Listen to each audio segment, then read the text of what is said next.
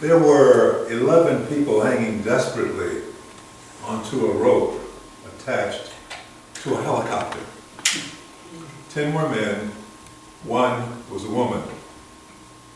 They all decided that one person should let go and get off the rope because if they didn't, the rope would break and everyone would die. But they couldn't decide who should go. Finally, the woman gave an impassioned and touching speech on how she would give up her life because women were used to giving up things for their husbands and children and giving in to men. And all of the men started clapping.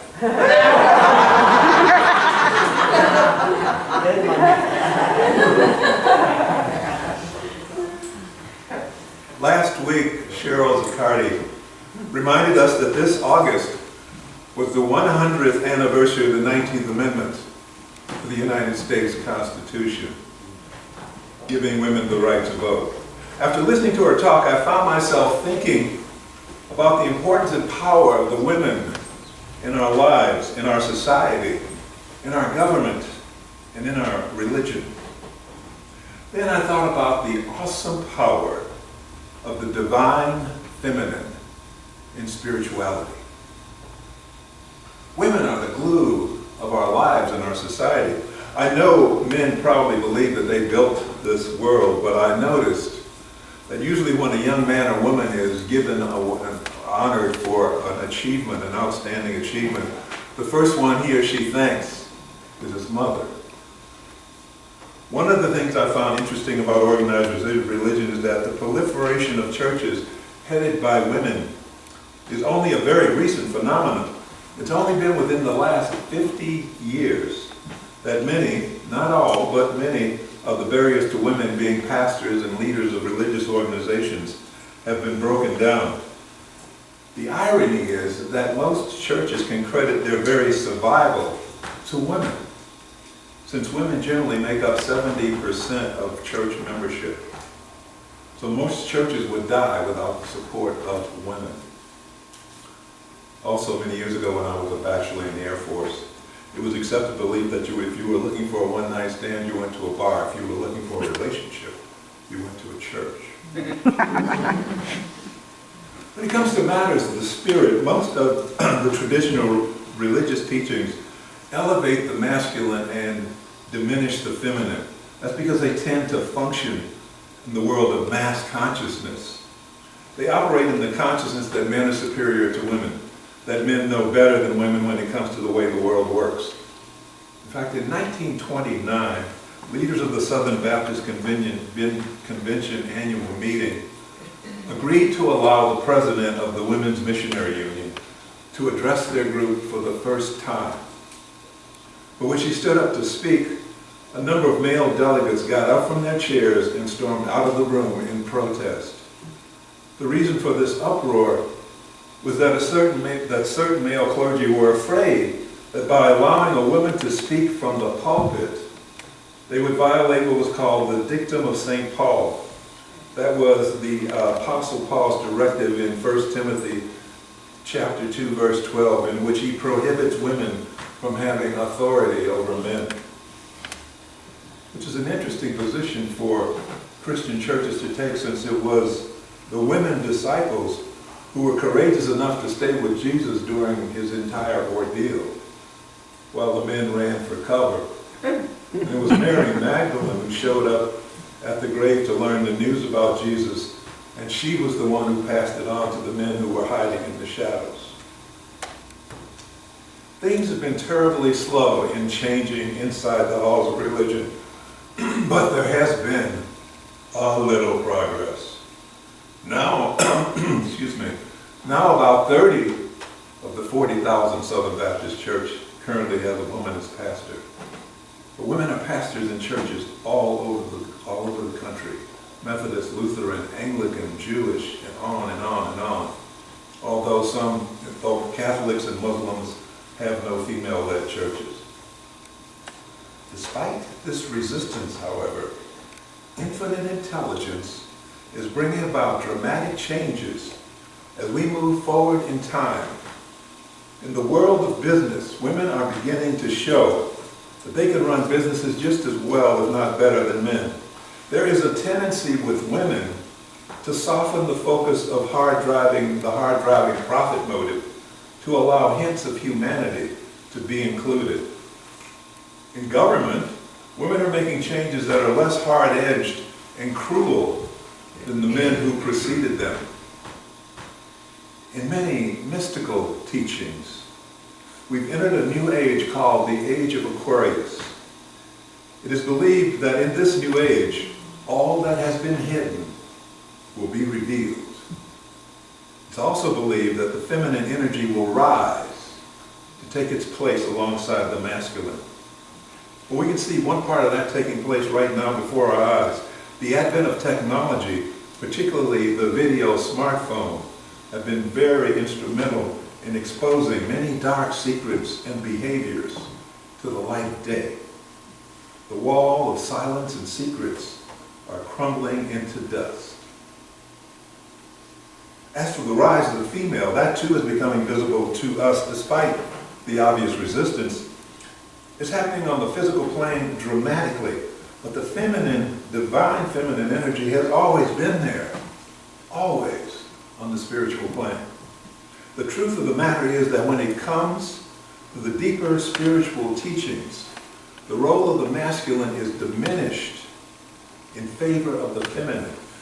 The masculine traits of aggression, competition, control, dominance, power, and focusing on the goal to the exclusion of all else tend to be counterproductive when entering the realm of profound spiritual exploration.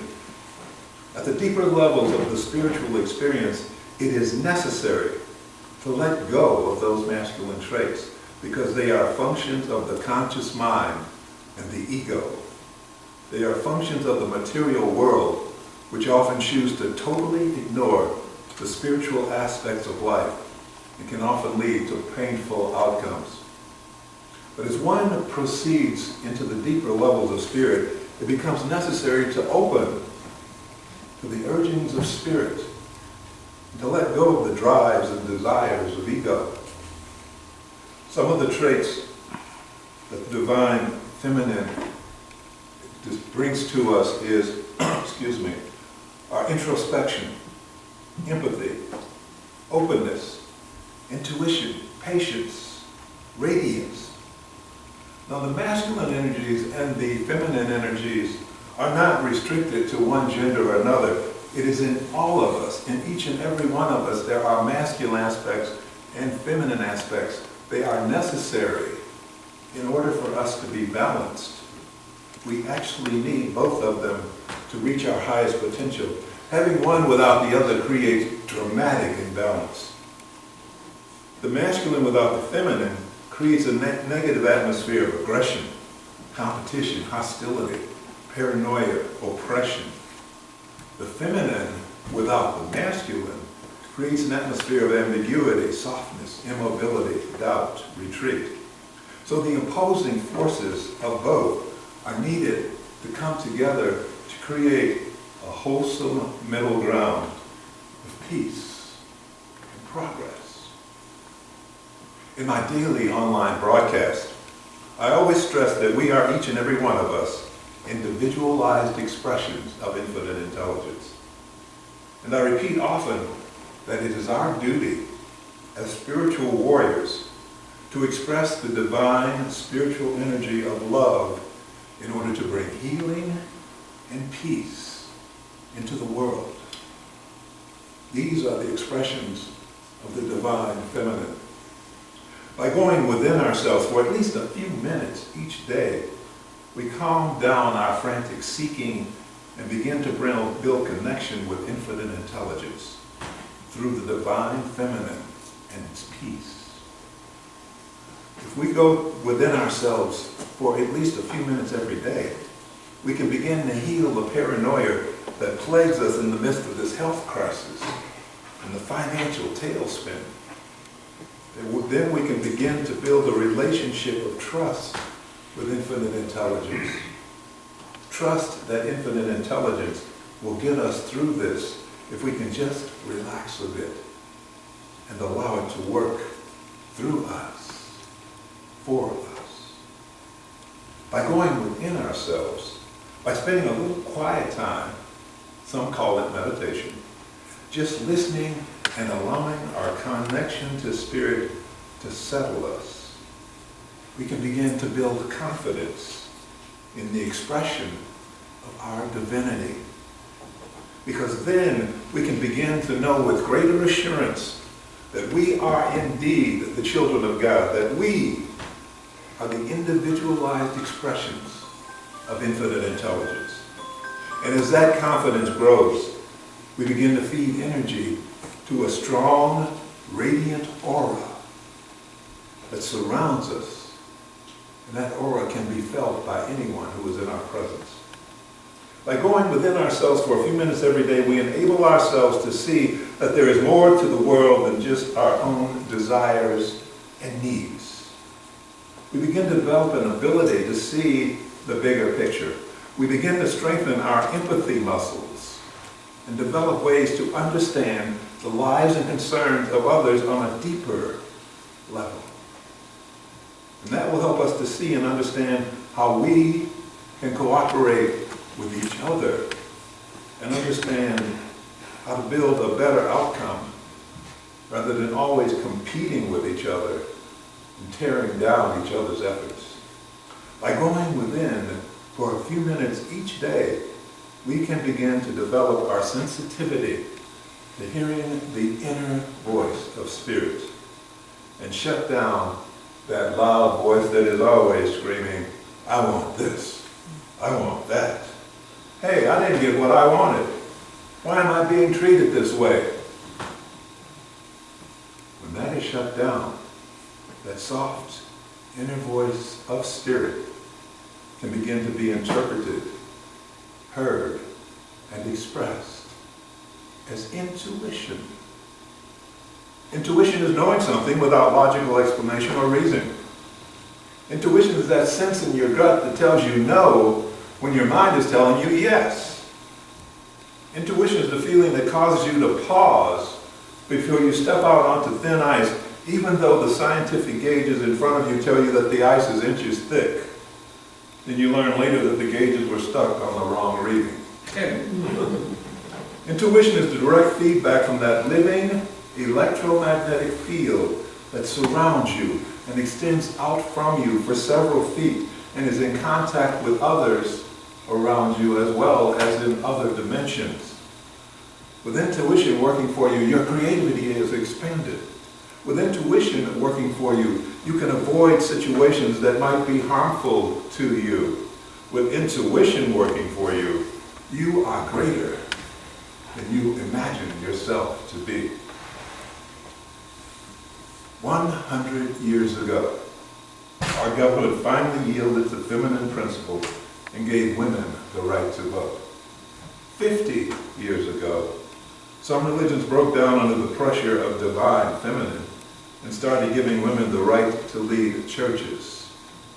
2 years ago, our society spoke up and honored the power of the divine feminine by electing more women into public office than had ever been done before. Today, the divine feminine continues to quietly guide us and expand its influence through us. And as the voice of the divine feminine within us grows more insistent, our inner ears grow more sensitive and attuned to hearing her. And by keeping our ears open, our eyes alert, and our hearts in a state of total receptivity, we can go a long way towards eventually healing our world, because we deserve lives filled with peace and health, harmony, and prosperity. So today, I bow and give honor to the power of the divine feminine as it works through us. And today I salute women and men who express that wonderful divine feminine through themselves as we work to bring our world into alignment with infinite intelligence. We're moving into the world where the power of women is again being recognized in the lives of our families, in the functioning of our businesses, in the running of our governments, and the continued empowerment and influence of our churches. Thank you to the divine feminine as it moves fully to awaken within us the deep knowledge of who and what we really are. We are the children of God. We are individualized expressions of infinite intelligence. We are the answer